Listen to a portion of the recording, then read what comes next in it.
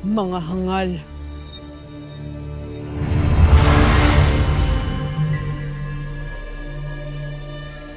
Cassiopeia.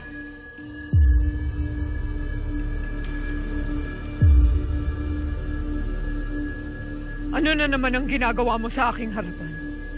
Mas ne aw ne due, alvo apwe. Kapayapaan. Ang maging kakambal mo ay walang dulot na kapayapaan, Cassiopeia. Hindi ka ba napapagod na pasakitan muli ang ating mga kadugo at kalahi? Husto na, Mitena. Pilitin mo nang magbago. Sundin mo ang aking payo. Alam kong kaya mong gawin ito. Bakit, Cassiopeia? Batid mo ba ang kanilang ginanti sa akin? Habang pilit kong tinatahak ang landas ng kabutihan na nais mong tahakin ko. Inaakala mo bang tatanggapin ka agad at patatawarin ng mga engkantado? Ngunit, bakit sumuko ka na agad? At bakit mo tinanggap ang alok ng pakikipagkaibigan ni Hagorn? Si Hagorn lang ang nakakaunawa sa akin. Kaya't lumisan ka na sa harapan ko. At bumalik ka sa kung saan mang lupalop ka nagpapakasaya habang pinapanood akong nagdurusa.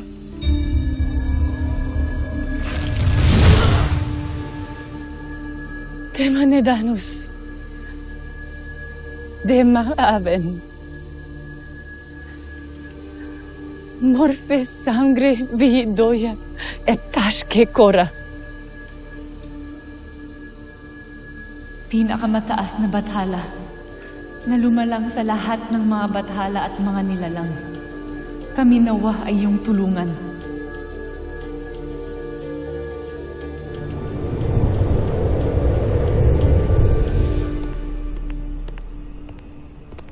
Mahal na Bataluman, naniniwala pa rin ba kayo na magbabago pa nga ang inyong kapatid? Lalo na ngayon nananatili siyang isang malaking panganib para sa Encantadia. Anong nais mong gawin po? Gamitin ang aking kapangyarihan para paslangin si Mitena? Kung sa ikabubuti na nakakarami. Pagkat pumapanig na muli siya sa kasamaan. Wala akong kapangyarihan laban kay Gargan. Lalo't isa rin siyang batala, gaya ko. O maging kay Hagorn na pinangangalagaan ni Gargan. Ngunit may kapangyarihan kayo laban sa inyong kapatid.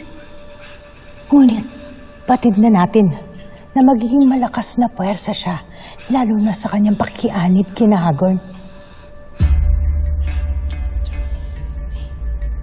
Kusne e 53 if motri agne apwe. Alam ko na hindi mo maaatim na gawin yon, mahal na Bataluman. Kaya't hayaan niya na lang na ako ang gumawa para sa ikabubuti ng Encantadia.